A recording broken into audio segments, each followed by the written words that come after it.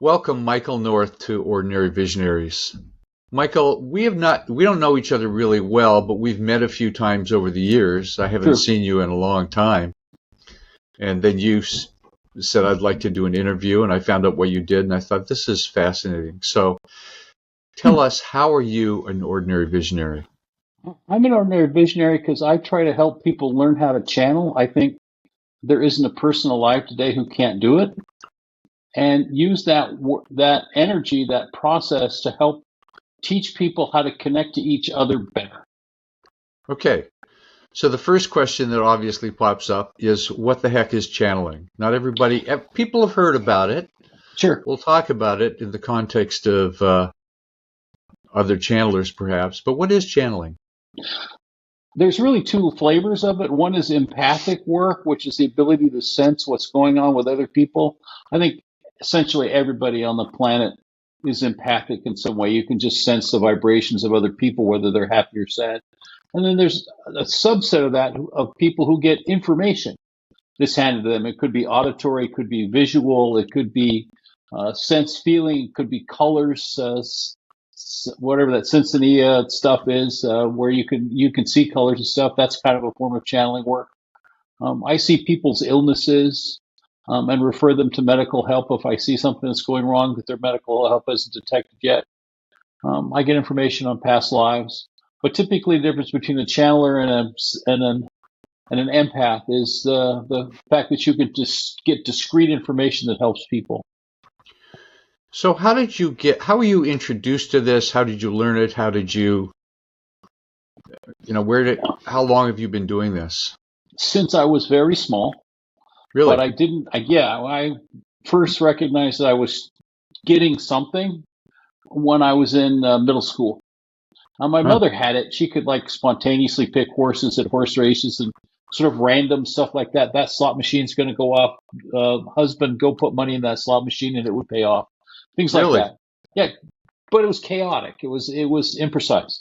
And then I ran across a woman named J.P. Van Hull who lives in Benicia now, was living in Orinda at the time, and she was a professional Michael channel, had 60, 70 people coming to her work sessions every week, and walked into a meeting. 3 minutes later, they looked at me and said, you can channel, Michael. I went, okay.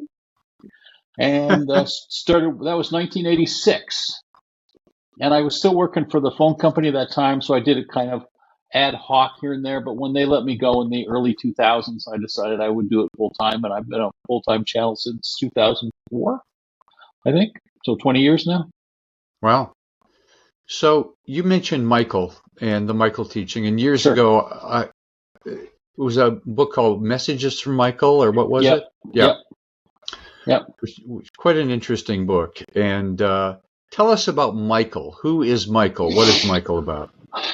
There are beings off the physical plane, off the planet, who work to help illuminate people who are on the physical plane. Abraham of Abraham Hicks, Seth with Jane Roberts, Bashar. There are a number of different teachers, but there are also more traditional teachers.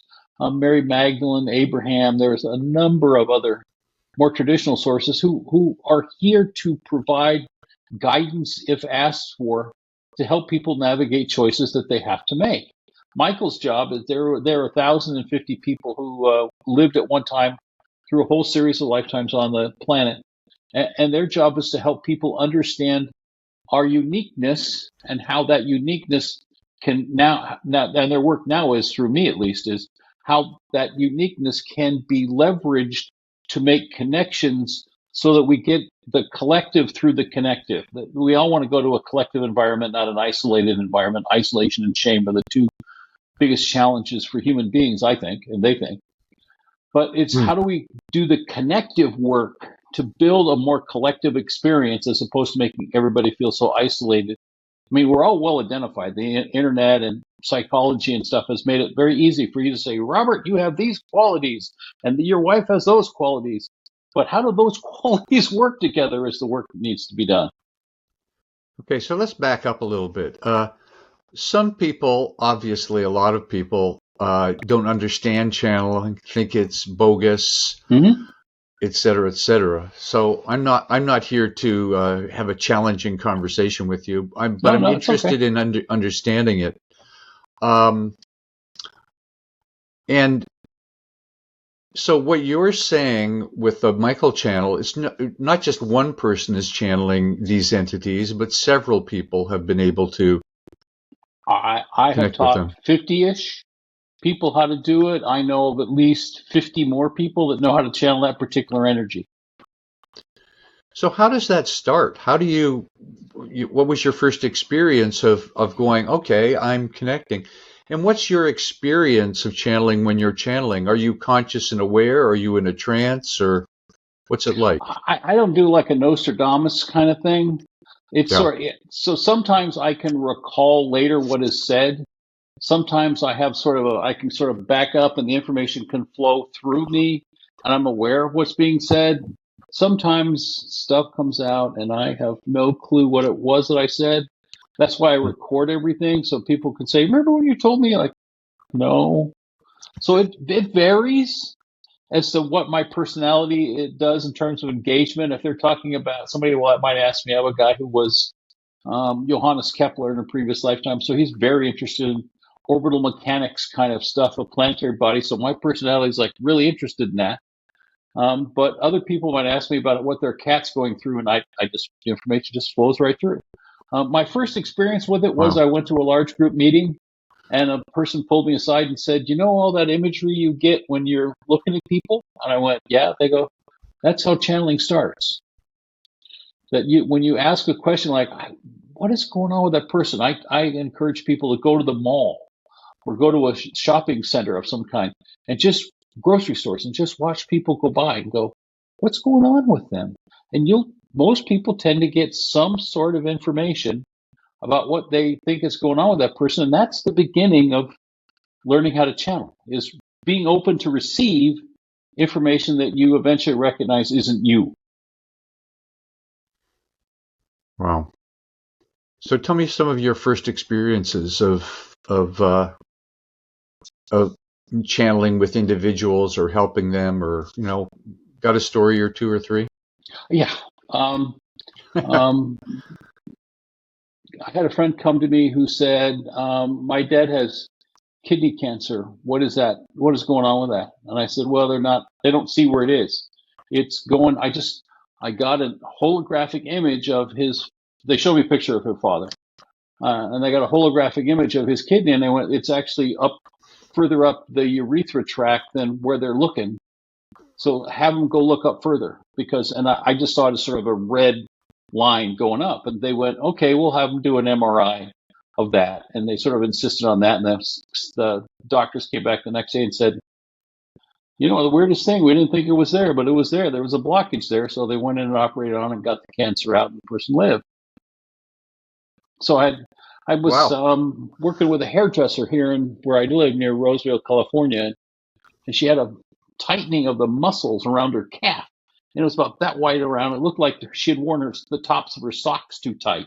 And she goes, it hurts like heck. And wasn't the word she used, but it hurts like heck. And my doctors kind of shrugged their shoulders. And I said, have you had them check for necrotic tissue? Because I could just see blackness underneath the band of skin. And they went, no, they haven't checked for that. I said, have your doctors check for that? And I don't know how they check. That just came to you? Just it's sometime when you get it and people come back to you later. I have a friend of mine who lives in Atlanta, Jennifer, and I won't give you her last name because I don't have permission to reveal it. But Sure. Jennifer came to me and said, my dad's really sick. What's going on? And I said, well, he has lymphoma right here, here, and here. And she goes, the doctors are telling me he doesn't have that. I go, you need better doctors. So a year later, she went and got different doctors, and doctors went, how did they miss the lymphoma around his collarbone? So it just comes to me. And some people are natural at it. I think I'm just happen to be blessed with being natural at it. My son can play guitar. I don't know how to play guitar, Robert. My son can play guitar like a fiend. Some people can play sports and catch footballs or hit golf balls. I can do this. And I think most people can do it some. I just have happened to have an enormous gift for it. And I've practiced it for 40 years, almost 38 now. Yeah. So when we think of things that we're good at and that we practice, like I do a lot of writing, and I'm a better Me too. writer than I used to be. Hmm. And I did consulting for 40 years, so I have those skills, and I'm drawing from a body of experience and knowledge. But this is this is kind of in a different dimension, so it's hard uh, to really understand that. And maybe you don't have to understand it for it to work. Obviously, if No, it's sometimes you working, don't. yeah. But when you're channeling and you've got a question, you just get still for a while and just sort of feel, and then something comes up. Typically, I get images. Yeah, Sometimes it's just auditory reflex. yeah. And I do it often enough. I do it every single day. I write a daily post in Facebook that's channeled every single day. I have 400 or 500 people that follow me in Facebook. Uh-huh. And it's just something I can just turn on. I could channel for you in 3 seconds right now. We don't necessarily have to do that, but I mean, I could literally turn it on that fast. Well, everybody watching this is thinking, Robert, you got to let him do it. By the way, so So we first met each other yeah. in Japan in the late 1600s. You worked for the Kyoto prefecture, and you worked in what became the Shinto religion as a very religious person, and you had a wife and 2 children, and you loved practicing the art of trying to connect to something bigger than you, that you really thought that there was something bigger than you that you like to do, and you have a great respect for people who are spiritual without being dogmatic. And that's one of the things you learn in that lifetime. I happened to be a student who you happened to do a little instruction with, and then I moved closer to Osaka and worked with a different temple group. But we ran into each other that lifetime for maybe looks like around 6 months, something like that. You were a good teacher, thank you. That was interesting. Very interesting. It So was that's very just sort of some random stuff that you can get, even unasked for. But and that we're and old that you friends. and that you just picked up.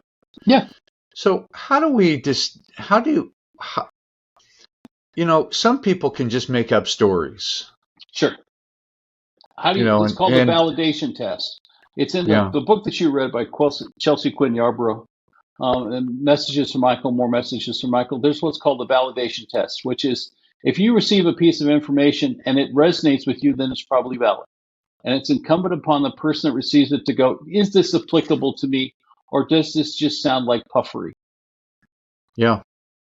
And Well, that's at some point when somebody says, that you lived in Australia 40,000 years ago and you used to walk between circles and you're like, and I just as an example, I got a whole bunch of information for someone about that there were these groups of Aboriginal Australians 40,000 years ago who used to walk between villages and would exchange wisdom at night. And that was all fine until 4 years ago. I did that work maybe 15 years ago.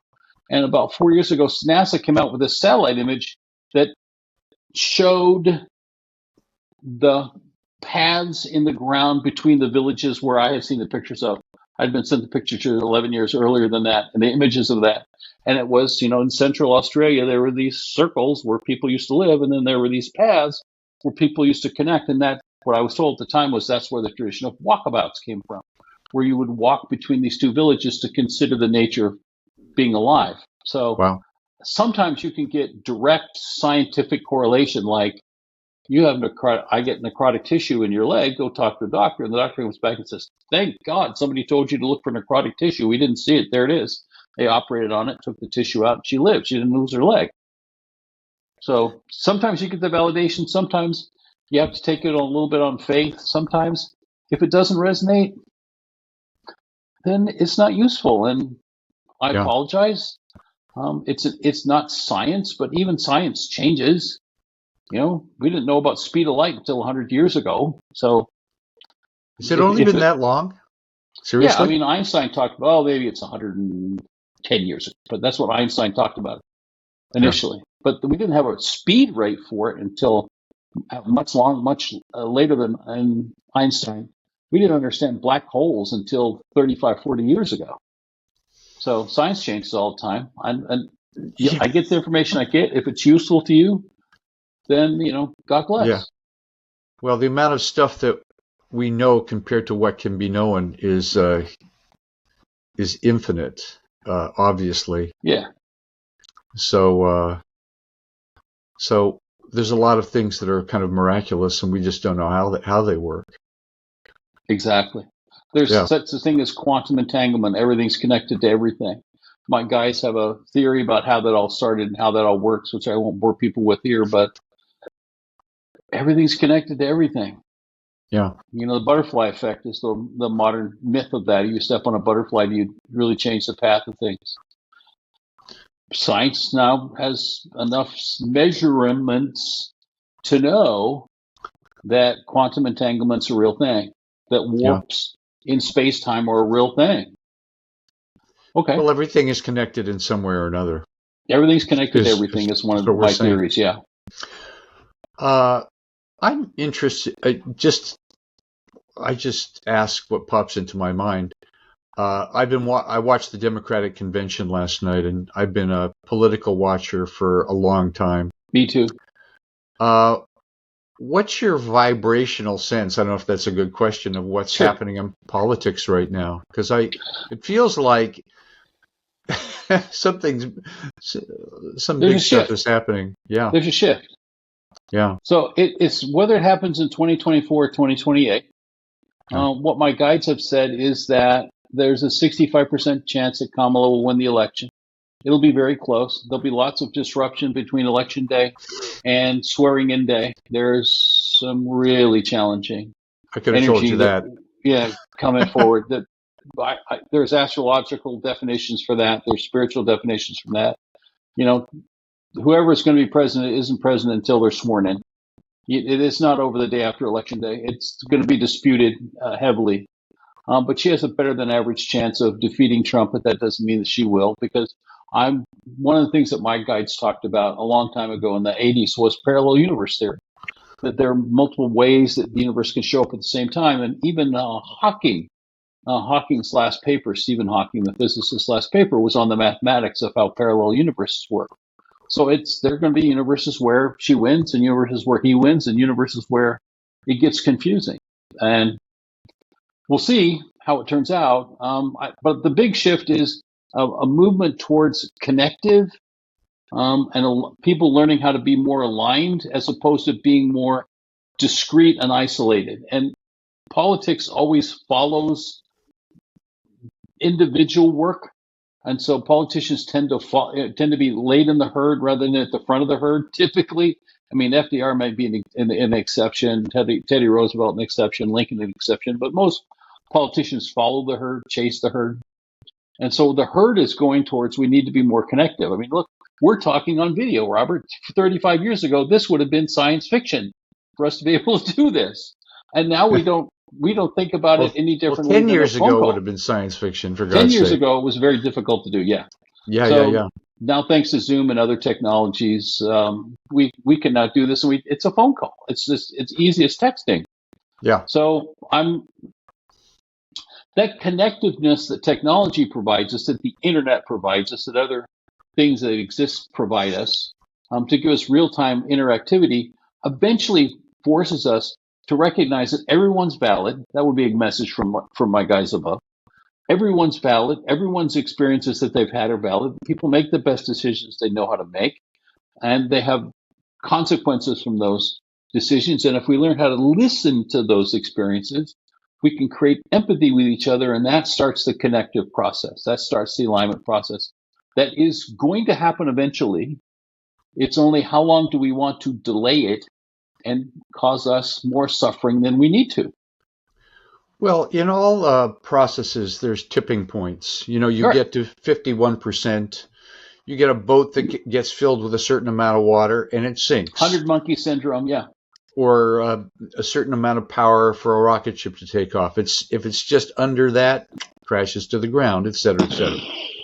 So in our society, we have what I see is we have positive and expansive forces for connection, for love, for cooperation. And Yeah. obviously in our society, we have a lot of that. I mean, look at our civilization.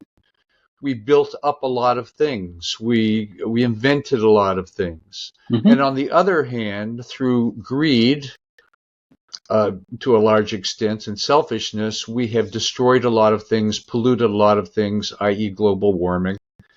And Damaged things, damaged people. Yep. yeah, I mean, we're a society of great contradictions, because look at all the wonderful technology we have, and the ability to feed zillions of people through the kind of agriculture, all these kind of things. And on the other hand, so many people hate other people, and we have this incredible divide in our society these days where, you're right, I'm wrong. And there's in social media, which would seem to be a great tool, seems to exacerbate that. I don't know if you've been on X recently. I've been on X since 2010, so yeah. Yeah. But somebody posts something really great about something, and then 50 people pile on saying they're a piece of shit. I mean, it's so toxic. So there's a lot of toxicity and fear and, and partial information and beliefs that come out of, someone says something online and you believe it, and it becomes viral. And it's like we're almost not capable of being, well, not almost, most people are not capable of just being objective about what is real. We're very easily, anyway. So we've got all of that. So it seems to me a shift is when a larger percentage of people are promoting more expansiveness versus contraction, more love, less hate, whatever it is. Right. So is that what you're? That is the bandwagon I am trying to be part of. That is what's my ordinary visionary? That. Yeah. Right there. Yeah. Talk through the heart, not through the head. Yeah. One of the things my guys talk about is my guides, we call them my guys because we like to be cute, is that humans can process about 40,000 frequencies of differentiated frequencies of energy. There are hundreds of thousands, if not hundreds of millions of frequencies of energies out there. But humans can process about 40,000 or so. The more lives you've had on the planet, the more frequencies you get good at. The Dalai Lama can work on more frequencies than, say, Timothy McVeigh, but who was not a very advanced soul at that point. Right. But of those 40,000 frequencies, 25,000 are emotional. And our culture has spent an enormous amount of time working with the intellectual frequencies, our ability to recognize patterns, create labeling for those patterns, and then file them away. That's what the intellect does, those three things, in my opinion, and their opinion. But the emotional center, the emotional work that people do is the ability to listen, empathize, create compassion. If you do that in volume, it creates love. If you do that love in volume, it creates hope. Hope is just love cast in the future. We don't have enough people creating hope for the future. Now, there is a sense of absolute overwhelm in the general population. We know more things in real time than we ever have. There's 1,000 channels you can get on your cable system, plus what the internet can bring you, tens of thousands of more sources of information, all of it real time, all of it very real. We used to read the newspaper when you and I were little, and we would read about some shooting in Cleveland 3 days earlier and go like, that must have been terrible.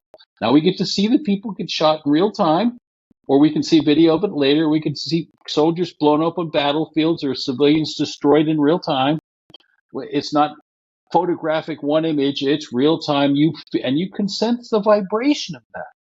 And that overwhelming vibrational overload causes people to want to isolate and fear. And so how is it that we recognize that everybody that's here is designed to be here, and our eventual mission is to connect us all? That's the work I try to do.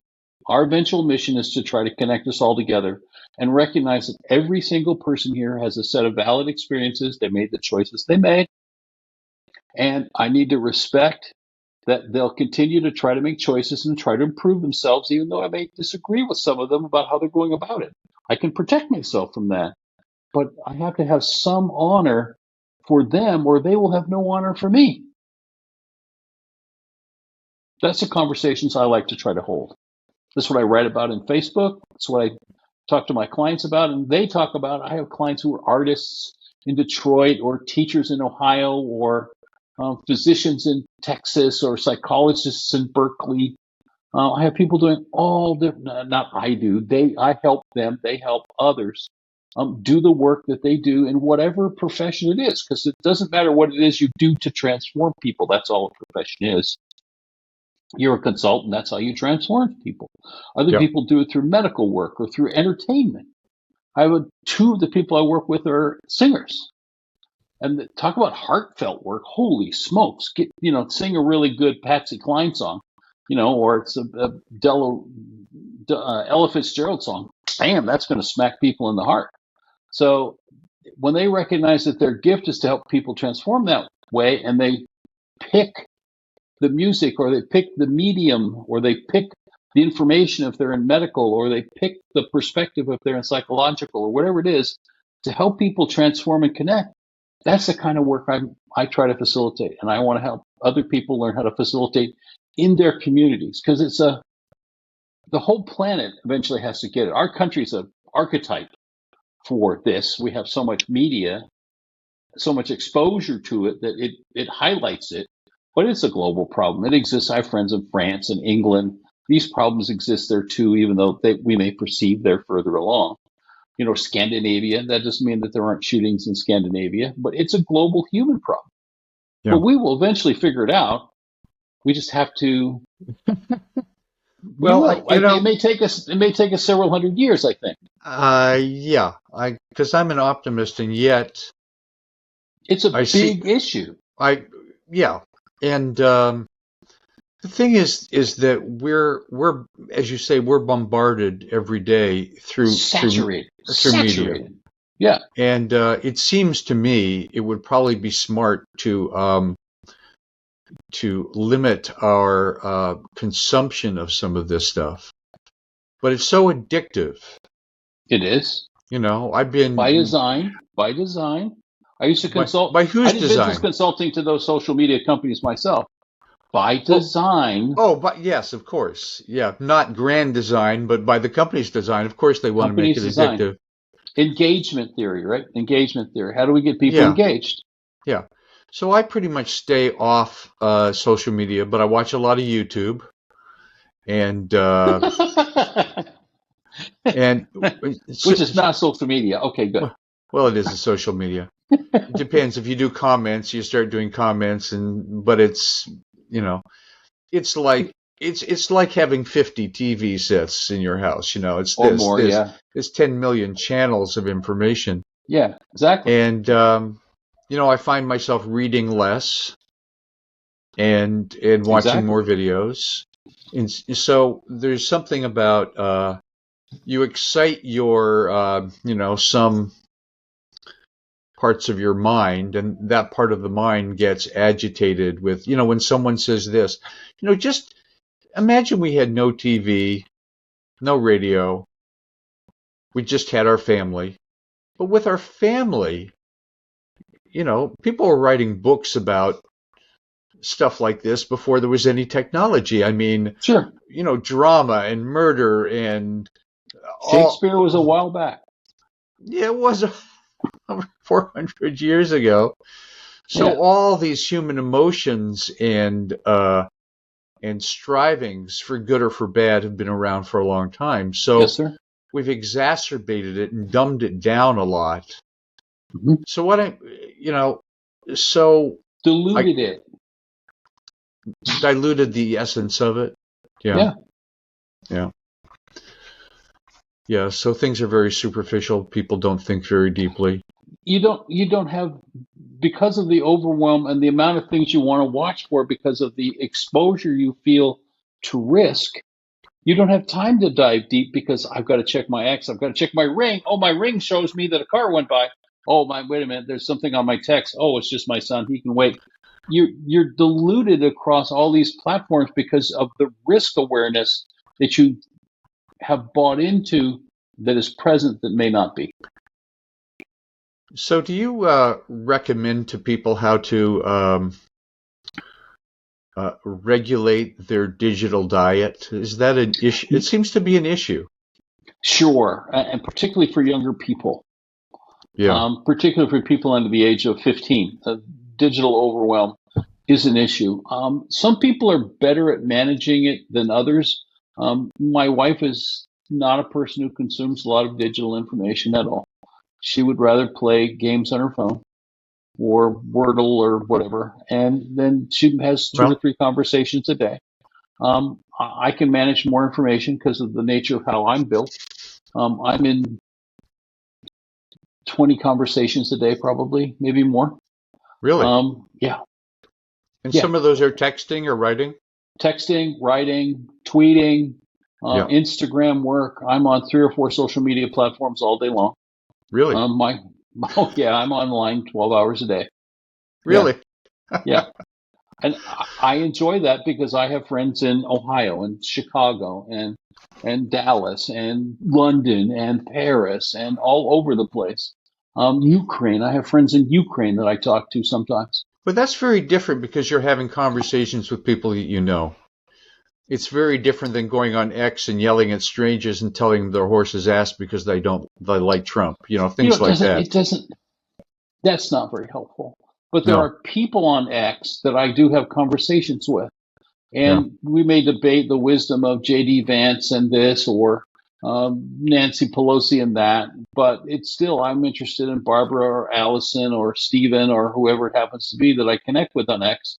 And it took some time to develop those relationships to see who was genuine versus who was, I'm just going to pick on somebody, Chris Cillizza, who used to work for CNN, who's just become very sad example of clickbaiting. There's a whole bunch of clickbaiting for engagement because that's how they monetize themselves, that you just have to recognize and go, well, that's not very helpful, and you block it or mute it, and move to conversational work. And so that requires some personal discipline in order to be able to do that and have, watch this pivot, channel, or be able to recognize that they're connected to a higher frequency of information than the average person who's just trying to monetize themselves through their daily experience. Yeah, I could never get that concept, ultimately. I've had an email list. That's my only channel to my audience for. It's fairly big, though. Well, it shrunk. I'm 15,000. Used to be 50,000 at one point. Yeah, it used to have like 50 grand, as I remember, yeah. Yeah, but it shrunk, and people have gotten older. People have retired. I don't That's have where any your agreement set is, though. What's that? That's where your agreement set is. We all have agreements to do various things, to teach, to mentor, to interact, to learn from. Talk about that. This. What do you mean by an agreement set? If you buy off on the concept that this is not your first trip around the sun, that you've been engaged in other bodies before, male and female both. Everyone's had male. In my belief system, and the belief system of the people I channel, we've all had male and female lifetimes. Some of us have been more female than male. Hello. Some of us have been more male than female. Hello, Hillary Clinton. She's been male many more times than female. Just because she's female now doesn't mean she isn't feminine. Don't mistake that. Yeah. But she's had more male lifetimes than female. And from that, you pick up experiences and interactions with people that eventually you begin to recognize them, and you agree at some point down the road to come together and interact on certain projects. I got to work on organ transplant software back in the 1980s when I worked for AT&T. And there were 25, 30 people working on that project at one time. It was 4 million lines of code. It was a huge project, the first mainframe-based system to do that kind of work anywhere in the country. And we all had recognition that this was way too big to be random. That there was some sort of connection between me and Marvin and me and Beth and me and Oscar and me and Dave that just sort of transcended that experience. And some things are random. You meet Betsy at the grocery store and hi, how are you? And it's just a nice person. And other people you meet and go, there's something deeper here. See, marrying someone, for example, and you're like, this must have come from somewhere. I would postulate a good percentage of that comes from the fact you've known them in Ireland or Japan or someplace, and some number of places, and you recognize them again and go, hey, let's see if we can take what we've done previously and take it further. Interesting. My channeling work is sometimes to help people identify a source of where that might be. I was channeling for a person just last week, and I said, and of course, you love pineapples. They just sort of spewed out, and they go like, "Why do I love pineapples?" Because you used to grow them on Lanai, and they go, "I have family on Lanai. How did you know that?" I didn't. Well, you did in a sense. I did in a sense, or I had an encyclopedic reference that was able to hand it to me that said, well, yeah, so, you used to be the king of pineapples like 100 years ago. So, you like pineapples. And then before that, you were a ship's captain, and pineapples were really important for ship captains. That's one of the ways you could honor a ship's captain was the captain would always be given a pineapple because it was so rare and so delicious and helped prevent scurvy and so on. You didn't want the captain getting scurvy. So, sometimes I can help people see where the agreements came from. Sometimes you just trust that we know that there's something big here between us. And let's see where it goes. I want to tell you a little story about connections. We've lived in Boulder Creek for 20 years. And the other day, my wife, she needed to go to an acupuncture appointment. And I had an errand, and I said, I'll be back in time. And she said, no, you won't. And I said, I promise I will. And so I was on time, but not according to her calendar. So she left to walk to there instead, which she could. So she said, okay, it's not going to be on time. So she walked. So she walked down the road. And if she had not walked down the road that day, she wouldn't have bumped into this couple that were walking down the road that intersects our road. And she got into a great conversation with them, and we've become good friends with them. So it's interesting.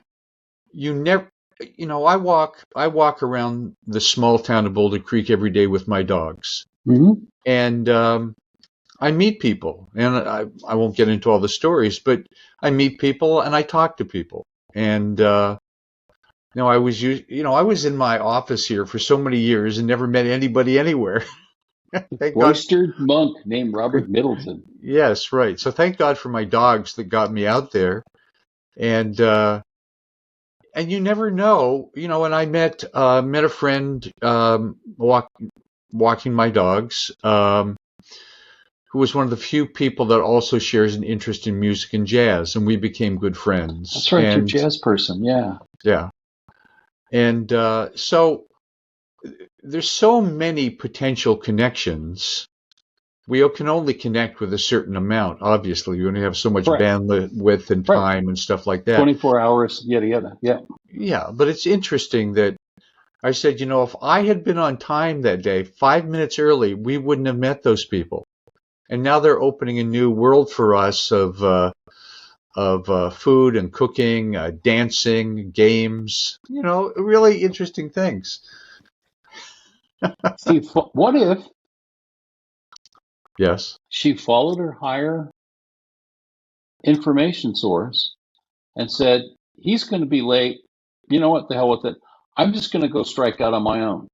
Yeah. She, at some point, she trusted her inner voice to go strike out on her own, and it was leading her to that engagement. Yeah. She may have decided, even if you were early, to walk anyway because it would feel good and I need to go for a walk. It made that connection in you. You don't know. I mean, there's parallel universes, so in some universes that's true, in some universes that's not. But she obviously listened to a higher source of information, probably her own, because we all have a higher source that we listen to, our own consciousness. Well, I think of not so much as a higher source, but she was annoyed that I was late. And who knows? I would just postulate that was the stimulus that Yeah, caused her to listen. yeah, But she could have been led, and she became annoyed with the fact that she had to break her pattern, and she used you as the foil to blame that pattern breaking stimulus. And here we go. And now you know more about cooking with lychee nuts or whatever than you ever possibly thought you could, yeah. Well, or whatever it is that they're teaching you about haute yeah. cuisine. Anyway, they're really great people, and they have this fantastic house, and just up the road here, that we didn't even know And about. I would just ask you, do you think that that's completely random? That they're great people and you resonate to them? Well, I not entirely, because some people you do resonate with, and some people Yes. you don't. I mean, you don't. And some people you don't. Exactly. Yeah. I met this guy in Boulder Creek walking my dogs one day, and um, he's been homeless half his life. He's Mm. still homeless, but I felt I had to help him somehow. So I've been helping him, and I give him work. He comes here every Tuesday and does work and helps my wife in the garden, and How wonderful. yeah, and you never know what possibilities will open up or close down. I mean, I Now, don't know if it's a what good. great connective work that you just did. Yeah, You did. yeah, That, yeah, bravo. yeah, yeah. And You there's more chose than to. that, which I won't get into. No, but you And still, you made, I'll just postulate that, just stipulate that you created a stronger connection between the two. You and your wife and him have got a stronger triadic connection now than you ever thought was going to be possible. And you may end it and say this is enough for now, or you may build upon it and see how much deeper it can go. yeah, And I think that's the work that needs to be done. yeah, No, he's homeless. You had no judgment about that. yeah, There you yeah, go. yeah. I'd like to help him. That's the wave. That's the transition that's coming. Is we drop the judgment, we listen to people's experience, we don't belittle them or diminish them and say, well, there's a way that we can connect. And Yeah, when enough of us get to that point, then society changes and we get out of the complete yeah. greed mode and we get into a more, I don't want to say barter economy, but a more level playing field where Well, CEOs don't make 1,000 times what the average worker makes, kind of playing field. yeah, one of my bugaboos. Well, but we can see it on a simple level. One thing that I'm inspired by the current Democratic ticket is Tim Walz talks about, get to know Oh, your neighbor, talk to people, yes. help people out. And it's like, yeah, that's kind of what I'm trying to do with some people. And or just there's a guy that lives in a house in a corner on Boulder Creek, one of the very first people I met when I started to walk my dogs. His name is Jim. And My neighbor's name is Jim. Yeah. he's an older guy. His house burned down in the fire, the CZU fire. Yeah. And then he moved into downtown Boulder Creek, and he has this house that he's been working on. And I just became friends with him, and every time I go by, we talk. And he just built a little addition to his porch, and he just paved his driveway. And it's just that guy gets more done in a day. And he's a giant guy, he's a big guy, kind of like you, and he gets more done in a day than I get done in a week, I swear. He has all these machines, and he has a friggin' steamroller and a tractor and all these things. Just Mechanically inclined. Okay. Yeah. anyway. So there's something about living in a small community, that makes things more personal and less distant, and it's easier to talk to people, and everybody. You know, And well, you're walking on the street in Boulder Creek with your dog, and someone drives by, everybody waves. It's like, hey, we're part of a community here. And, yeah. it's something that I am trying to promote in my little way. It's like, yeah, talk to people, not for any particular, uh, in to try to get something from them, just to be friendly. I was driving along the road just before, I can't remember exactly when, but I saw these people up ahead picking berries off the bush. The blackberries are starting to come up. Wild blackberries are coming up now. Yeah. And there was 4 people, and I pulled up and said, "Hey, do you know there's $1 million fine for picking berries here? Either that or you can give me a few berries." And they just cracked up. I have your secret safe with me. They just cracked up, and we started talking, and I found out they were from Latvia, and they'd been here for a long time, and they were just the sweetest people. And they live in San Jose, but they're looking at maybe moving up to Boulder Creek, and they come up and swim in the water hole up here, and so just I'd make a couple of points. One, you put yourself in a position to not be overwhelmed. Because if you live in downtown Manhattan, you ask for overwhelm. You just are stimulated. Everybody has an energy field that they live in. Yeah, you live in a body, but I mean, we're spiritual beings having a human experience. I'm going to stipulate that. But even so, you live in an energy field. You can have an auric vibration that extends beyond the edge of your skin. And when you put 10,000 people on a block, the energy vibration of those 10,000 people is overwhelmed. There are not 10,000 people in Boulder Creek. There are not 10,000 people between Boulder Creek and Aptos. Or up towards north of you, towards San Jose, or down towards Santa Cruz. So you don't have the energetic overwhelm. And then you've done the really brave thing. So I want to acknowledge that, which is you've decided you want to connect with people for the simple purpose of establishing human connection. Yeah. That's the work I try to do too. Yeah. Now, I use channeling as the source of that, but it's just to be an information source to help other people do that through whatever modalities that they use in their daily lives, whether it's working just with family or working through their work or working through their church or whatever it happens to be. That is the transformation I see going on, is that we want more and more people want to make human connections again. It's hard and it's easy to be fearful and sometimes justify, but the benefits of that, the soul nurturing, your soul nurturing from helping that homeless guy must feel amazing to see the transformation that's happened to you because of what you did with him. Yeah. Yeah, it's definitely been a good thing.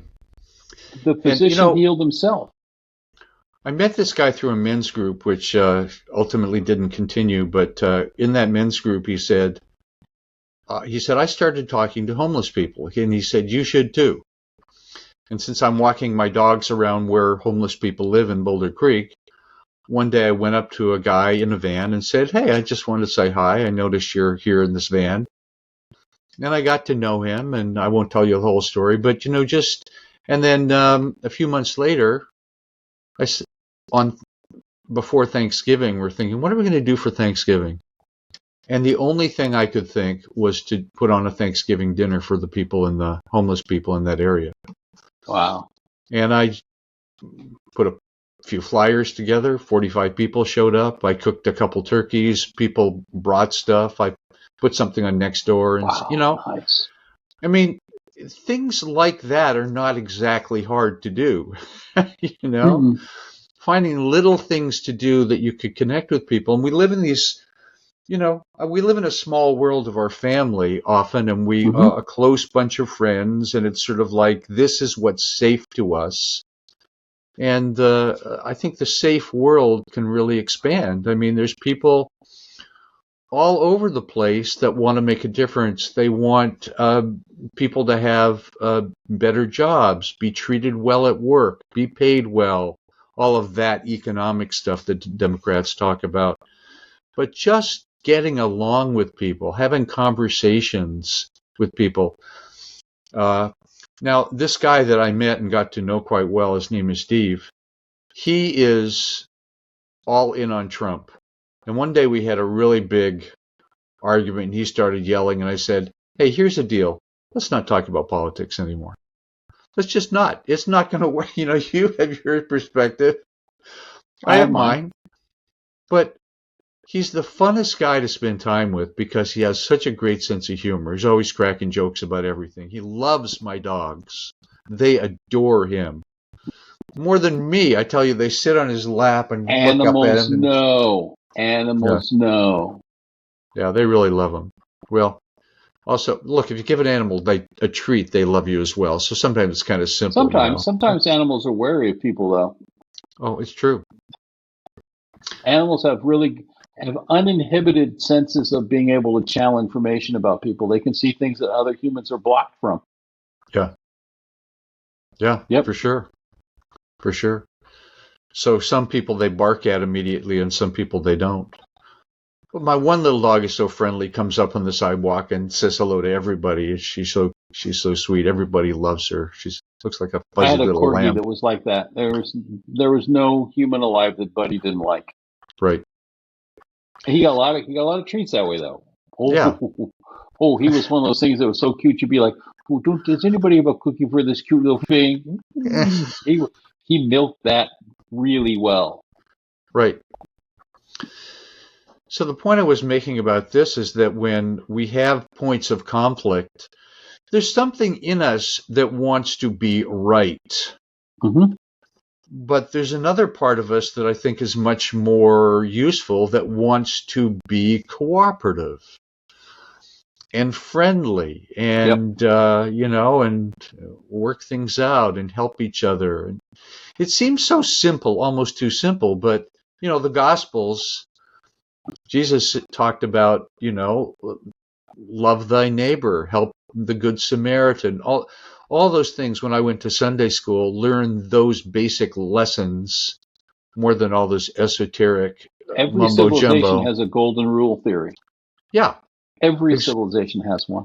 Yeah, or there wouldn't be a civilization. So there wouldn't be a civilization, yeah. We have to figure a way to get along with each other or we all die. That's my work, Robert. Yeah. Yeah, I guess it is mine too. In our own way, we're trying to bring people together, right? You have a methodology. I have a different methodology. It's the same thing. The Yankees play big ball. The Mets play small ball, whatever. Sorry, I know you like baseball references, so I picked on you a little bit there. But, different teams have different approaches to how to play baseball. It's still baseball, damn it. So it's still humans trying to learn how to get along. Yes, we have to cope with overwhelm. Yes, we suddenly recognize that there are 8 billion people and we may get to know all of them eventually. Yeah. But we will eventually figure it out when we eventually recognize that everyone is valid. Yeah. Everyone. Yeah. And that the goal is to turn opposition into alignment. That's one of the things I talk about extensively. We have natural opposition to people, and it's a good way to learn. You have multiple perspectives at the same time. You can learn a lot faster that way than if everybody has groupthink. But eventually we have to become aligned with how it is that different perspectives can harmonize. And that's hard work. And it takes bravery, and you have to be willing to step out of your comfort zone to do that. I can't tell you how long it'll take for civilization to do that, or if it's 100 years or 500. It's going to happen, though. I'll be back for it. I'll try to help that then if I can. You won't remember. Well, maybe you will. You never know. I'll probably remember smidges. But I think that the work I do now will help facilitate work that I do with the same people in different incarnations then, and we'll just pick up where we left off.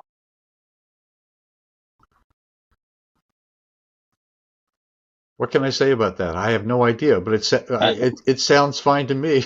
All I can say is if it resonates, it does, and if it doesn't, it may later. If it doesn't later, then it's not important for you to learn that right now or look at that right now. Let me share something else and get your perspective on it. I think there is one of the big issues is if only they would be different. which is ludicrous.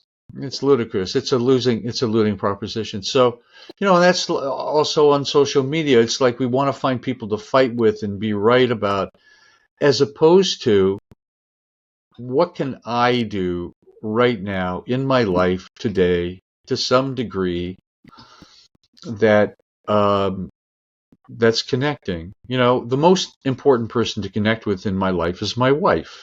Mm-hmm. Why? She's here all the time. I live with her. We trip over each other. You trust each other enough to sleep next to each other and not stab each other. I got it.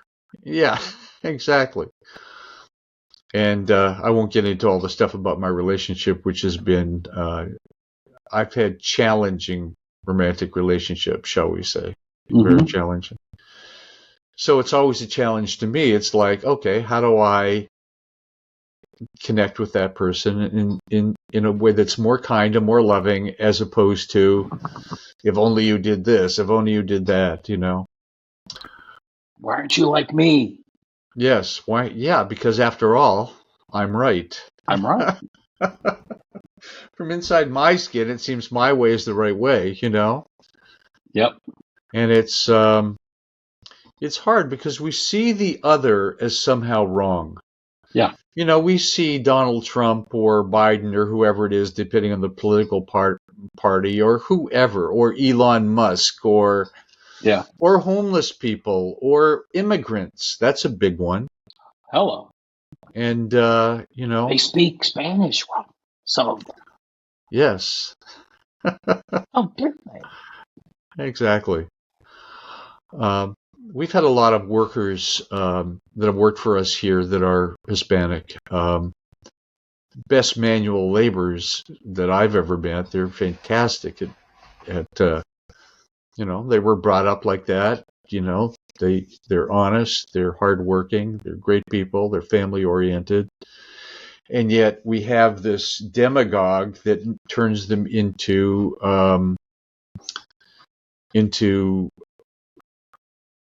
I can't find the word, but the enemy. So that whole dynamic monsters is the latest word that he uses. Yeah. They're not illegal aliens, they're monsters. Yeah. Really? So you get, and this has happened in society, we pit one group of people against the other group of people. It's been happening since the end of time. I mean, and we have wars and we kill each other. Look what's happening in Gaza, for God's sake. Yeah. It is horrific. Or Africa, or Ukraine, or any number of other places. Yeah. Yeah. And we always have an opinion of what they should do, which is bullshit because we don't know. We're not on the ground. We're not dealing with it. We know what's in our lives, We don't respect their experience. Yeah. I think that's where it starts. Yeah. Listen to their experience and understand that that's the choices they made, and that you can respect that they made those choices. You may disagree with them and may have to isolate yourself to protect yourself because they may make bad choices in the future. But I think it starts with me anyway, and the work that I try to do with recognizing that everyone that's here is valid. Because the they're bad, they're wrong is an invalidation technique. You're trying to invalidate their experience or invalidate them as individuals. And that is a very low frequency way to approach things and resolves nothing except give you a sense of temporary security, which never lasts. Because you have to feed that monster. That's the monster. The monster is calling people monsters because you need to feed your fear.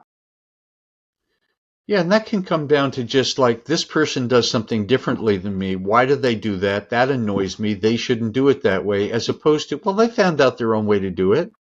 I found out my way to do it. Maybe we can still cooperate. My wife talks to me about that with driving. Yeah. That I have a very different opinion about how driving should be done with the way she does it. And she's let me know that I should respect her way of driving. It's good for my own personal health. Yeah. If I do that. But it's even minor stuff like that. Like, why didn't you turn your signal on sooner? Didn't you look before you it could be stupid stuff that we decide we need to isolate ourselves from because we're afraid of the engagement. Yeah. Okay. So, it's been a fun conversation. You're always fun to talk to. From when we first met up in Reno to other engagements that we've had to facilitating you speaking in front of groups that I was part of to this. It's always fun to talk to you. Thank you. So, if anyone wants to connect with you, he has a website. We have that below. Mm-hmm. Some people may say, this might be a good guy to connect with in a way that's different. I'm not afraid to connect to anybody. I keep all conversations confidential. If it involves channeling, I charge for it. I'll just talk to you as Mike, though.